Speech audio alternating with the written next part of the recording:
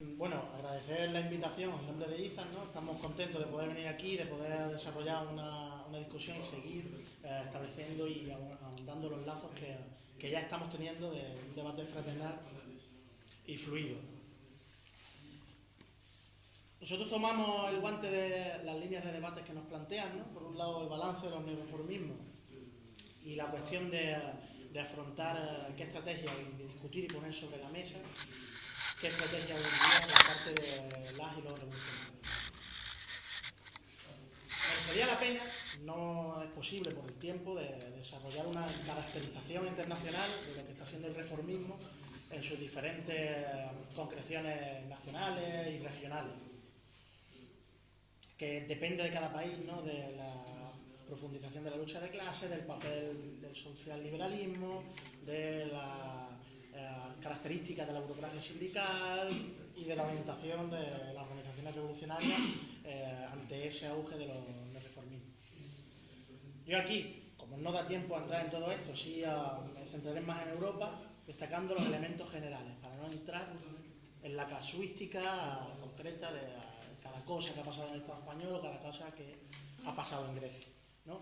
Que creo que son los dos países donde podemos ver esto con más claridad, donde podemos hacer un debate un poco más intenso de cuáles son las consecuencias y cuál es la práctica a la que está llevando estos neoreformismos, que comparten mucho con los reformismos clásicos, pero también tienen sus matices y sus diferencias. Ahí la cuestión, para mí, para señalar algunas cuestiones que creo que son interesantes, tanto en el caso de Grecia como en el Estado español, o bien surge o bien se refuerza al calor de una ola de movilizaciones que no consigue, en un momento dado, grandes victorias, que sí consigue ciertas victorias, ¿no? Creo que es un primer punto de análisis de estos neoreformismos.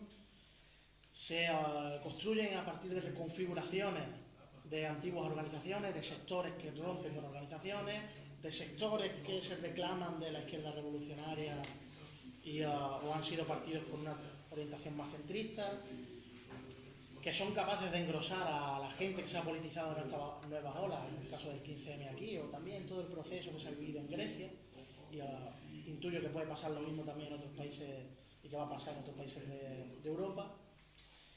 La construcción de organizaciones burocráticas muy rápido, sin ninguna vinculación con el movimiento obrero ni ninguna base popular. Otra de las características yo señalaría, con matices, según esos sectores que se reorganizan y que se sintetizan. Un discurso plenamente institucional, quizás esto es lo que más los vincula con los reformismos clásicos, es decir, la revolución no es posible, no se dice así, sino que el cambio va a venir por el asalto. Un poquito más lento. Sí. Ok. El cambio va a venir, plantean, ¿no?, su hipótesis, por el asalto a los cielos, que ellos lo analizan en el asalto a las instituciones, ¿no? En conseguir más puestos parlamentarios, en conseguir más cuotas de poder en el Estado burgués. Y una de las consecuencias que están teniendo es una estabilización del sistema que estaban en descomposición, como es el caso del Estado español o como es el caso de Grecia. Si vemos los ejemplos concretos, ya digo, no quiero entrar en todos los ejemplos, todas las posibilidades que podríamos discutir. Podemos verlo desde dos puntos de vista. La crítica que desde la extrema izquierda le hacemos, que mucha gente diría que es tendenciosa. Claro, ¿qué va a decir la extrema izquierda de lo que está haciendo Syriza o Podemos? Podemos hablar de los ayuntamientos del cambio enfrentándose a sus propios trabajadores, que se ponen en huelga y planteando propuestas, como el caso de Barcelona, propias de la patronal. Hay que sentarse, hay que dejar la huelga para negociar, lo importante es la imagen de Barcelona, etcétera, etcétera. También lo dice Hollande en Francia con las huelgas que están teniendo allí, ¿eh? Podemos hablar del caso de Syriza como lo más evidente, es decir, un programa que se ha ido derechizando, cuando llegan al poder pactan con la derecha, cuando tienen que enfrentarse a Europa no se enfrentan, evidentemente, y tampoco se enfrentan a los intereses de la clase dominante griega, ¿no? Y de hecho, ante un pueblo movilizado que es capaz en un momento dado y en condiciones complicadas de votar a los sí, se desentienden de esa propuesta, ¿no? En el caso de Podemos vemos también esa derechización, ya parte de un programa que podríamos discutir, pero claramente se va derechizando. Esa es la crítica de la extrema izquierda. ¿Qué dice la patronal? ¿Qué dice el enemigo? Es decir, ¿qué dice la clase burguesa? que es una caracterización muchas veces tan fina como la que podemos hacer nosotros y nosotros. Representante de la COE, Rosell, el 7 de diciembre de 2015, previo a las elecciones del 20D, le preguntan que si le preocupa lo que pueda pasar, puede ganar Podemos, las elecciones, están preocupados. Dice que él no le preocupa, y no le preocupa porque lo que va a hacer Pablo Iglesias es lo mismo que los demás, intentar gestionar el sistema. Y acto seguido, en la siguiente pregunta, él dice, es evidente que no va a haber ningún problema, ya no plantean el impago de la deuda, ya no plantean atacar la propiedad privada, es decir, no, esto lo digo yo, no lo decía él, no ataca nuestros intereses de clase, ¿no? O que dicen los propios representantes de ese neorreformismo. Pablo Iglesias, hace muy poco tiempo, en los cursos de la UCM, ¿no?, claramente dice, bueno, eso que nos creíamos cuando éramos jóvenes, creíamos que solo se podían cambiar las cosas desde la calle, y eso era mentira. Ahora sabemos, por nuestra gestión en Valencia o en Madrid, que las cosas solo se cambian de la institución.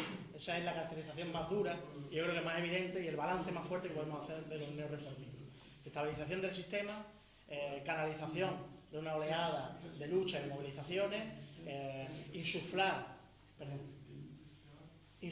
ilusiones reformistas en la gente y generar aparatos que son verdaderas máquinas de guerra electoral.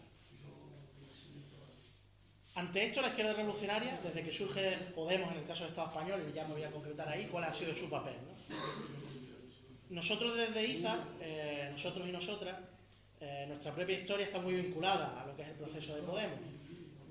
Lo que representamos ciertamente dentro de izquierda anticapitalista, votamos en contra de que se montara la iniciativa de Podemos, pero una vez que se monta y genera todo el proceso de gente que va a los círculos y demás, decidimos tener una intervención consciente y todo eso, pero siempre planteando una discusión política de definición de cuáles son las líneas rojas y de intentar de un regrupamiento efectivamente de los sectores más honestos que se están movilizando con eso y que verdaderamente creemos que son interesantes. El balance que nosotros podemos hacer de todo ese proceso, y es una pregunta que queremos plantear aquí a la discusión, es ¿qué hubiera pasado si toda la izquierda revolucionaria hubiera tenido una intervención audaz y consciente y coordinada dentro?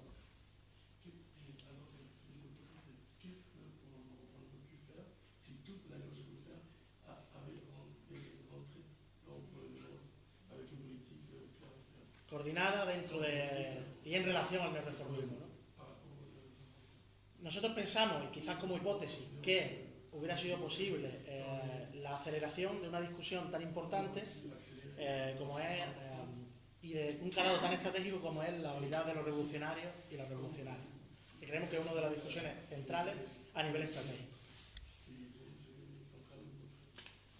En este sentido, para ya entrar en esa cuestión, la construcción de No hay tiempo que perder como uno de los experimentos que se están realizando en el Estado español, que es audaz y que es novedoso, que no es el primero, pero sí por lo menos bastante esperanzador, ¿no? Es decir, diferentes corrientes revolucionarias que son capaces de plantearse una discusión abierta y fraternal sobre qué hacer, ¿no?, y sobre qué herramienta construir alternativa a los reformismos que planteen verdaderamente una ruptura con el sistema y la construcción de una sociedad diferente.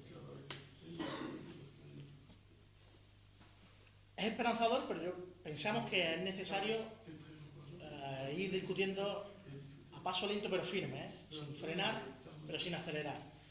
Y que esa herramienta se va a construir a base de los acuerdos programáticos, aparte de los acuerdos sobre qué tipo de organización, también en base a una práctica común, una práctica política, tanto de animación de los movimientos, tanto de intervención y reflexión común sobre hacia dónde tienen que ir las luchas, sobre la unificación de las mismas, sobre cómo orientar la calle cara a una superación precisamente del sistema,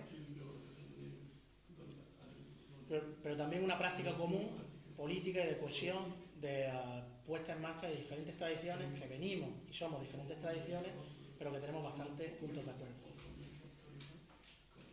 En este sentido, una de las primeras opciones que hemos tenido en ese sentido, que yo pienso que hemos desaprovechado, han sido precisamente todo el proceso electoral 20 de diciembre, 26 de junio, ¿no? A la primera no llegamos por condiciones evidentes, es decir, no hay un frente todavía construido, estamos construyéndolo, Pero sí pensamos que para el 26 de junio una orientación hacia las elecciones, presentando o intentando presentar, es decir, desarrollando una labor política en torno a la posibilidad de presentar una alternativa al reformismo, no evidentemente con unos objetivos electorales de ganar y de obtener muchos votos, sino de plantear y hacer una política con esa alternativa, hubiera puesto en mejor posición aún de la que tiene la construcción de este frente, ¿no? Y ahí es interesante.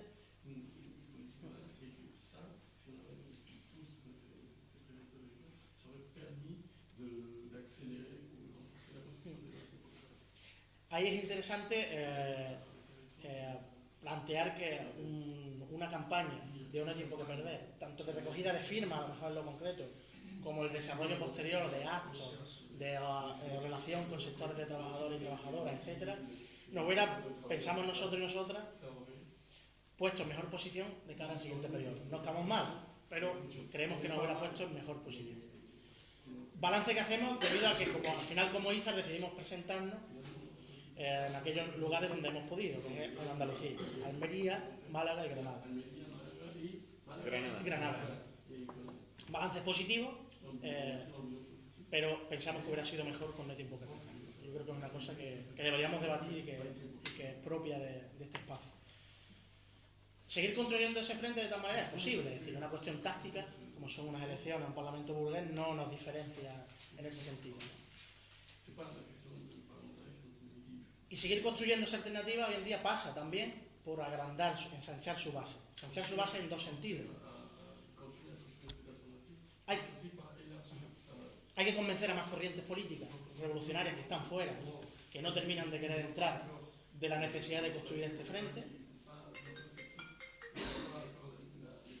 ¿Qué tiempo llevo? Termino en y aparte de eso, hay que ensanchar nuestras bases con los anillos de trabajadores de diferentes conciencias, con la juventud, etc. Es decir, tenemos que desarrollar esa labor coordinada y consciente de construcción de esta herramienta política. Para aligerar, como hay poco tiempo, ya me estoy pasando, creo que estaremos de acuerdo en qué tipo de herramienta necesitamos y para qué. Una herramienta militante, una herramienta en la que quepan las diferentes corrientes políticas, sea democrática desde abajo, que plantee una orientación de ruptura clara desde las movilizaciones y que se proponga la construcción de una sociedad socialista, que es lo que nosotros defendemos, ¿no? Es decir, la superación mediante esa construcción de esa sociedad socialista con un programa que entre en contradicción con los intereses de la clase dominante y que nos ponga en disposición de poder plantear la cuestión del poder. Y eso hay que hacerlo, como decimos, desde el desarrollo de una práctica común, sin mucha prisa, es decir, no se va a definir por tomar acuerdos, por tomar actas de congreso o actas de encuentro antes, sino por desarrollar esa práctica común. Queremos terminar frente a la hipótesis del reformismo, de desbloquear la situación mediante la toma de las instituciones, mediante una orientación que no entre en contradicción, que plantee una conciliación de clases, etc. Nosotros y nosotras nos reivindicamos de la hipótesis de la huelga general. Pensamos que el ejemplo francés pone a la orden del día algo que había sido negado constantemente por otras corrientes políticas más centristas, más reformistas. Sí, que pensamos que el ejemplo francés pone en el orden del día lo que muchas corrientes habían ido negando durante estos años. Que la clase trabajadora todavía existe y de hecho es el auténtico sujeto de cambio que puede en un momento dado plantear, tomar el poder y cambiar la situación, y que será, pensamos nosotros como hipótesis más plausible, mediante la huelga general, la paralización del sistema y la construcción de un sistema nuevo sobre las cenizas del mismo. Y nos reivindicamos de esa propuesta, que pensamos que es la que al final, hacia la que tiene que caminar una herramienta, no hay tiempo que perder, que debemos construir precisamente en toda. No me quiero extender más, así que...